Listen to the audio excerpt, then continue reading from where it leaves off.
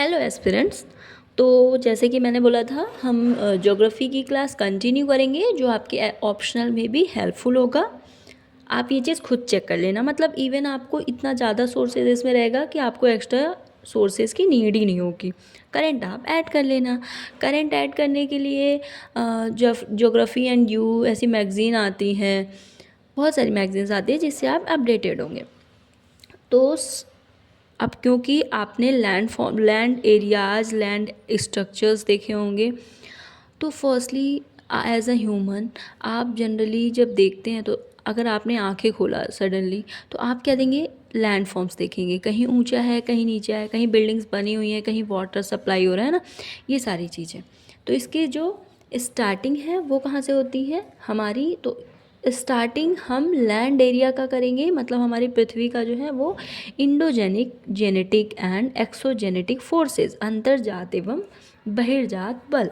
तो इसके बारे में बात करते हैं। तो जैसे कि सबको पता है, परिवर्तन ही प्रकृति का नियम है।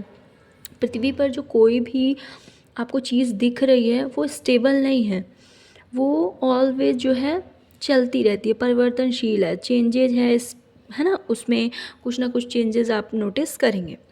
भूपटल पर, मतलब जो लैंड एरिया पे आपको विभिन्न टाइप्स के लैंड फॉर्म्स दिखेंगे। आप जैसे कि महाद्वीप देख सकते हैं, महासागर देख सकते हैं, पठार देख सकते हैं, नदियाँ देख सकते हैं, है ना। ये सारी चीज़ें आप नोटिस करेंगे कि दिखाई देती हैं। मैदान, घाटियाँ, सब कुछ चेंज होता रहता है।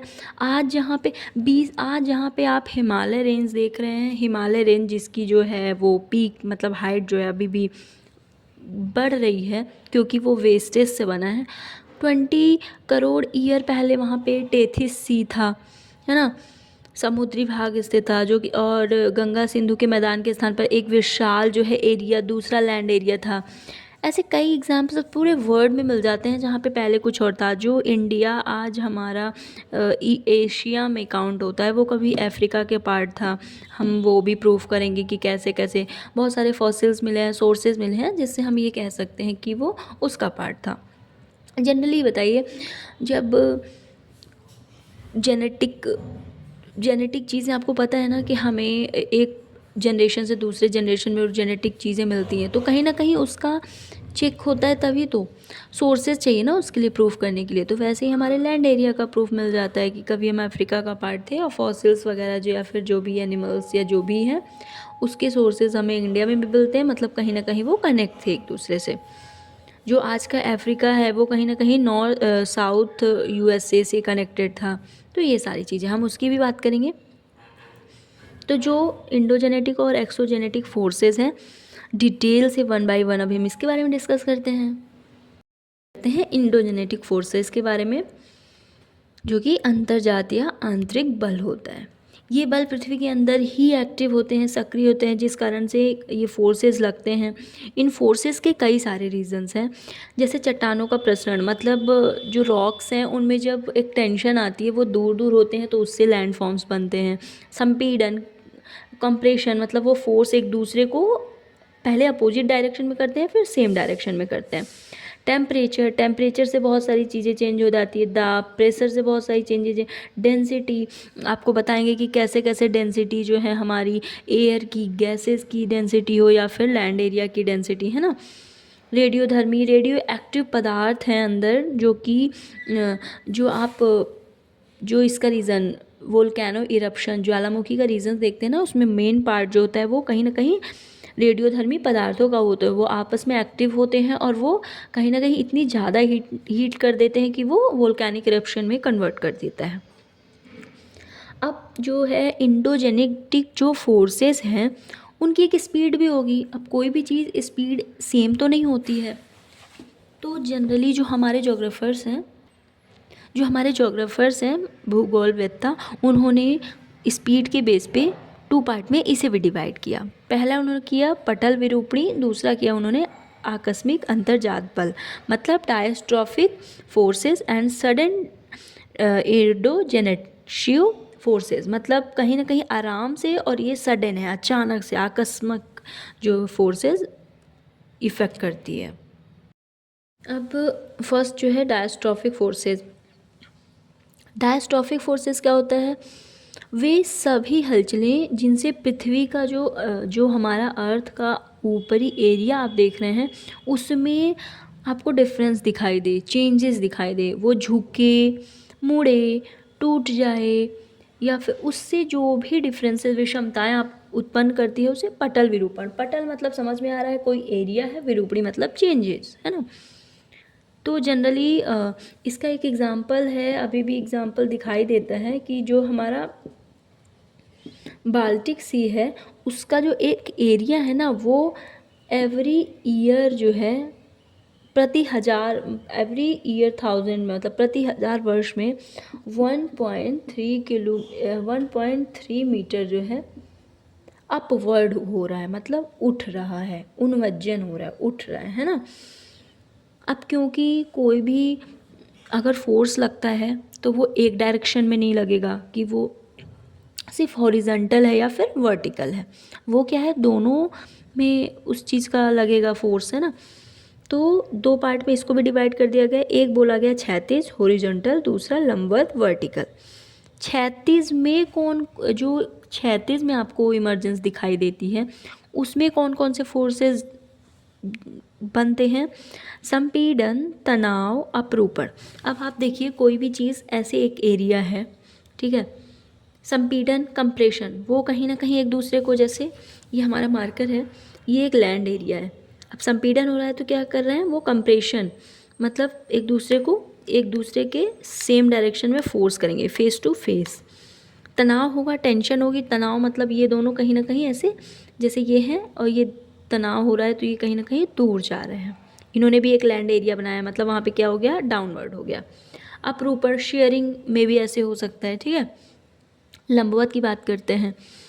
लंबवत में जब कोई फोर्स लगता है तो या तो निमज्जन होगा, डाउनवर्ड होगा, कोई चीज़ नीचे की तरफ जाएगी, एक उन्मज्जन होगा। उन्मज्जन अपवर्ड, भूमि का बहुत बड़ा भाग ऊपर उठ जाता है। इसके कई एग्जांपल्स दिखते हैं, मतलब ऑलमोस्ट 100 साल पहले स्वीडन का साउथ ईस्ट जो है वो लगभग 1 मीटर ऊपर उठ गया है। समुद्र से अनेक ऐसे प्लेसेस मिलते हैं आपको जहाँ पे आप बहुत बड़े चेंजेस देखेंगे। इंडिया में अगर देखें, अगर मैं आपको उन्मज्जन की इमरजेंस के एग्ज़ाम्पल इंडिया में दूं तो भारत में, इंडिया में काठियावाड़, ठीक है, गंगा का डेल्टा एरिया जहाँ पे ब्रह्मपुत्र और गंगा डेल्टा बनाती हैं, वे ऑफ बंगाल के आसपास, ठीक है, सुंदरबन का डेल्टा, मुंबई में, पुदुचेरी में, ये आपको उन्मज्जन अपवर्ड के जो है एग्जाम्पल मिल जाएंगे। डाउनवर्ड जो है, डाउनवर्ड को मैं आपको बता दूं, मुंबई के पास ही एक मतलब वन क्षेत्र है, पूर्वी तट पर टिनी वैली धंसे, पुदुचेरी के पास लिग्नाइट के जो है भंडार मिलते हैं, है ना। गंगा नदी में जो वेजिटेशन है उसकी वजह से जो है वो सबमर्जेंस या डाउनवर्ड हो रहा है, ठीक है। अब हम बात करते हैं ओरोजेनेटिक फोर्सेस, पर्वत निर्माणकारी बल, मतलब पर्वत के निर्माण में कौन कौन से जो है फोर्सेस काम करते हैं।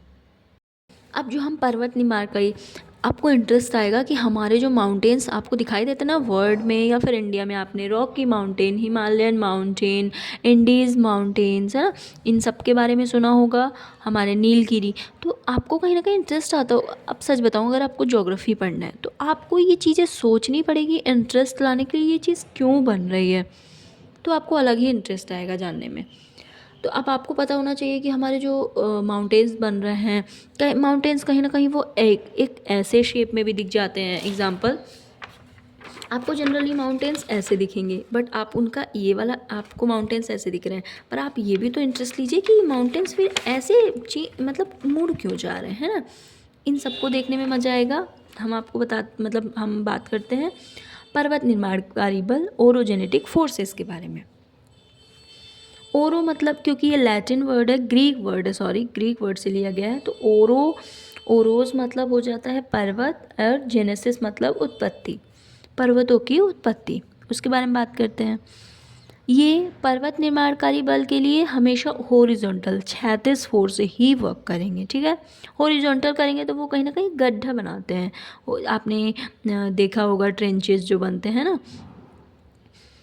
प्रपात, आप वाटरफॉल्स देखने जाते हैं तो वो कहीं ना कहीं गड्ढा बनाते हैं, तो वो वर्टिकल हो जाएगा, तो पर्वत निर्माण कार्य के लिए क्षैतिज हॉरिजॉन्टल फोर्सेस की नीड होती है।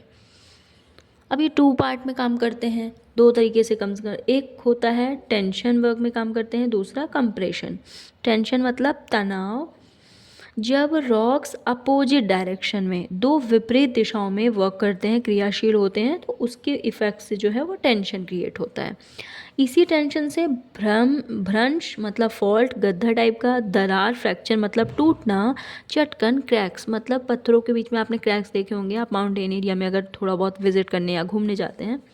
कंप्रेशन, कंप्रेशन संपीड़न।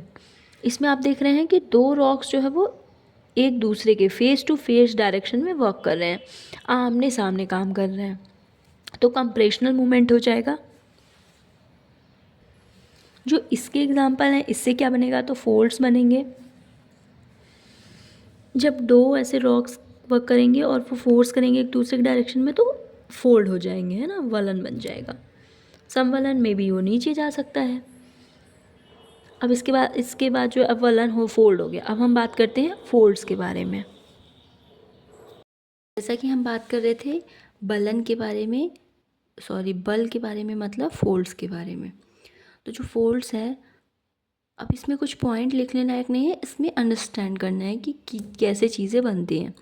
अब मैंने आपको बताया कि जो हमारा टेंशन होता है, जो हमारा भूपटल पे जो स्ट्रक्चर देखते हैं उसमें क्या है, क्षैतिज रूप से जो है फोर्स काम करता है, मतलब हॉरिजॉन्टल, ठीक है। तो क्षैतिज रूप से काम करता है तो कोई भी चीज़ ऐसे जाएगी, प्लेन वे में जाएगी। लेकिन इसी में जब जो रॉक्स हैं वो कई पार्ट में या एक दूसरे को जब प्रेशर डालते हैं तो वो कहीं ना कहीं फोल्ड में कन्वर्ट हो जाता है, सॉफ्ट नीचे आ जाता है और वो हार्ड पार्ट जो है ऊपर चला जाता है।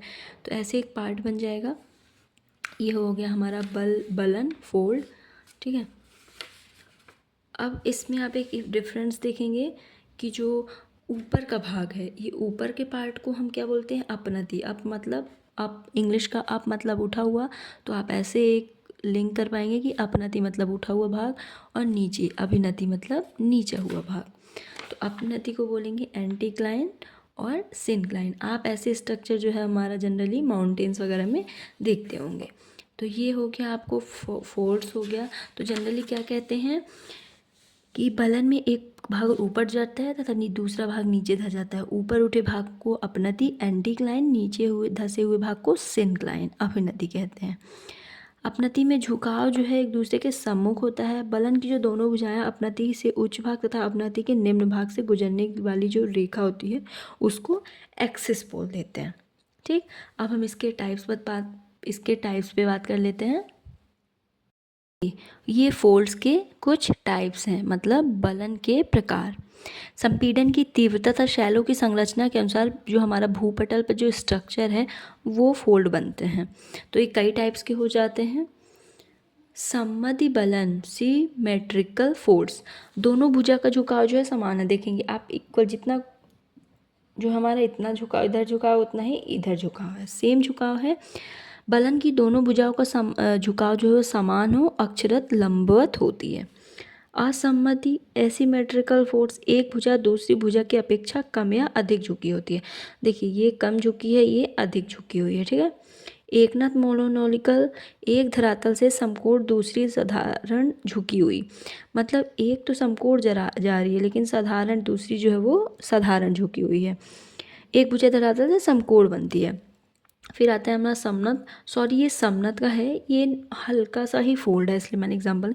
समनत का ये है, समनत जब संपीड़न के कारण दोनों दिशाओं में समान दाब पड़ता है तो दोनों की भुजाएं एक ही दिशा में जो है एक ही दिशा में दोनों झुक जाती हैं और एक दूसरे के समानांतर हो जाती हैं, इसलिए समनत बलन। परिवलन जो है या शयान वलन रिकम्डेंट जो है, इसमें क्षैतिज देखिए बहुत ज़्यादा अत्यधिक तीव्रता होती है। संपीड़न के कारण, कंप्रेशन के कारण इतना अधिक बल इस पे पड़ जाता है कि जो बलन है वो दोनों भुजाएं जो है वो समानांतर होती है ना। उसका एग्जाम्पल ये है। जो मैं बोल रही हूँ वो नोट करते जाएंगे क्योंकि अब ये पॉइंट चीज़ें हैं, सब कुछ नोट करना भी पॉसिबल नहीं है ना। तो जो मैं बोल रही हूँ वो आप नोट करते जाएंगे जो आपको इम्पॉर्टेंट लगेगा। जनरली मैंने वीडियोस में वही चीज़ें बताई हैं जो इम्पॉर्टेंट हो, वेस्ट चीज़ें मैंने खुद नहीं बोली क्योंकि मैं खुद एक एस्पिरेंट हूँ और मैं टाइम वेस्ट बिल्कुल नहीं करना चाहती। फिर आता है हमारा पंखानुमा वलन, ये देखिए फैन, समअपनति, सभिनति, ठीक है, ये बन जाएगा पंखा वाला। जब एक बेहद वलन की बेहद अपनति तथा अभिनति में कई छोटी छोटी अपनतियाँ, देखिए कई छोटी छोटी आपको अपनतियाँ दिखाई दे रही हैं तथा अभिनतियाँ दिखाई दे रही हैं, इसी को पंखे की आकृति का वलन बनता है और इसे फैन फोल्ड्स कहते हैं। इसमें कई तरीके देख लिए आपने ये। फिर हमारा खुला वलन, ओपन फोल्ड, किसी वलन की भुजाओं के बीच का 90 डिग्री या 180 डिग्री से कम का जो कोण बनता है वो खुला वलन। बंद वलन, क्लोज्ड फोल्ड, यदि किसी वलन की भुजाओं के बीच न्यून कोण बनता है, देखिए ना कितना कम न्यून कोण बन रहा है उसे, और इसका अत्यधिक संपीड़न, इसका जो कंप्रेशन बहुत ज़्यादा इट मीन्स पड़ता है। एक और बचा है ग्रीवाखंड, नैपे, है ना, नैपे हो जाएगा। अब इसके बाद हम बात कर लेते हैं फॉल्ट्स, क्योंकि हमने 1 बाय 1 देखा है, आपको जो मैंने स्टार्टिंग से बताती जा रही हूँ उसी से रिलेट करते जाएंगे। अब फॉल्ट्स कितने प्रकार के होते हैं, मतलब भ्रंश कितने प्रकार के होते हैं और भ्रंश किसे कहते हैं। अब हम भ्रंश मतलब फॉल्ट के बारे में बात करते हैं। संपीड़न, कंप्रेशन कैसे वर्क करता है, मैंने आपको बताया 36 दिशा में कैसे वर्क करता है। संपीड़न के कारण तनाव उत्पन्न होता है, टेंशन उत्पन्न होता है, और वो तनाव से ही जो है टूटती है, तो भ्रंश का निर्माण होता है ना। भ्रंश जैसे चट्टानों में दरारें पड़ जाती हैं, दरारें कुछ सेंटीमीटर ही चौड़ी होती हैं, परंतु कुछ दरार जो है वो कई मीटर भी चौड़ी हो सकती हैं।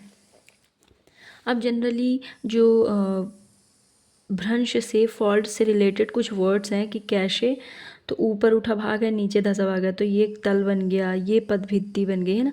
क्योंकि ये हिंदी मीडियम के लिए सोर्सेज हैं, इंग्लिश मीडियम में तो सोर्सेज हैं, बट हिंदी मीडियम वालों के लिए बहुत हेल्पफुल होगी, आप देखना ऑप्शन से रिलेटेड। हम इसे कंप्लीट कर लेंगे तो कुछ मेंस से रिलेटेड भी क्वेश्चंस देखेंगे, तो आप ये बेफिक्र रहना कि हम फालतू चीज़ें नहीं पढ़ रहे हैं, हम उसे मेंस के क्वेश्चन से भी रिलेट कर पाएंगे जो जनरली यूपीएससी में पूछे जाते हैं। फॉल्ट आपने समझ लिया, अब हम फॉल्ट, टाइप्स ऑफ फॉल्ट पढ़ लेते हैं। तो हम बात कर रहे थे भ्रंश फॉल्ट्स के टाइप्स के बारे में, मतलब भ्रंश के प्रकार के बारे में। हमने जाना, बलन जाना, भ्रंश जाना किसे कहते हैं।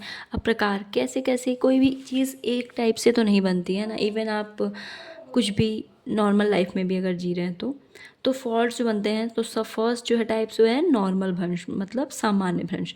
इसमें जनरली जो डायरेक्शन होता है वो अपोजिट डायरेक्शन में होता है, इसलिए सामान्य भ्रंश बोला जाता है। एक दूसरे के प्रतिकूल दिशा में खिसकते हैं। उत्क्रम भ्रंश या रिवर्स भ्रंश, है ना, ये एक दूसरे के फेस टू फेस डायरेक्शन में एक दूसरे की ओर खिसकते हैं तथा उनके बीच की जो डिस्टेंस है वो कम होती जाती है।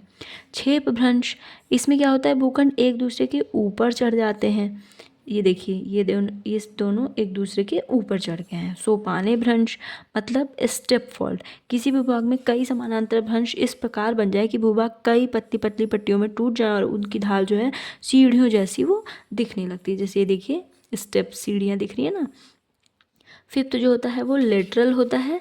लेटरल में जो कगार नहीं बनते हैं, मतलब इनमें कोई साइड नहीं बनता है, ये ऐसे जनरली ऐसे मेंटेन होते जाते हैं, इनमें कोई कगार नहीं बनता, ये होते हैं पार। अब इससे रिलेटेड कुछ एग्जांपल्स बता देती हूँ जो पूरे वर्ड में हैं। मैं मैप में ही बता देती हूँ आपको कि फॉल्ट से कहाँ कहाँ कौन कौन से एग्जांपल जो आपको मिलते हैं। Land forms resulting from faults, है ना। तो इन्हीं फॉल्ट से जो है, जो मैंने बताया कि लैंड फॉर्म्स हम बता रहे थे, तो फॉल्ट से ही हमारे फोल्ड माउंटेन्स के बारे में आपने सुना होगा।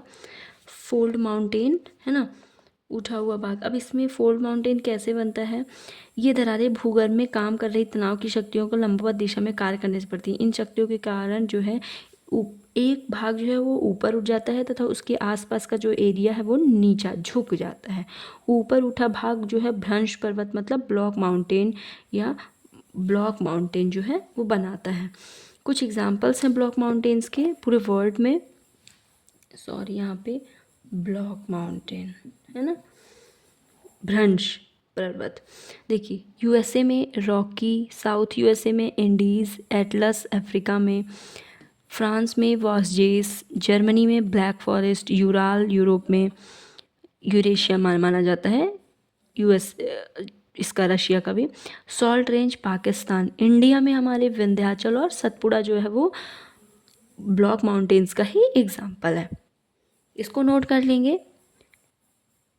इसके बाद कुछ और एग्जांपल्स मैं आपको बता देती हूँ इसी से रिलेटेड। ब्लैक फॉरेस्ट जो है इसके बेस्ट एग्जांपल है, ब्लैक फॉरेस्ट भी जो है जर्मनी का ब्लैक फॉरेस्ट, ठीक है। और एग्जांपल्स मैं वर्ड मैप में ही बता देती हूँ।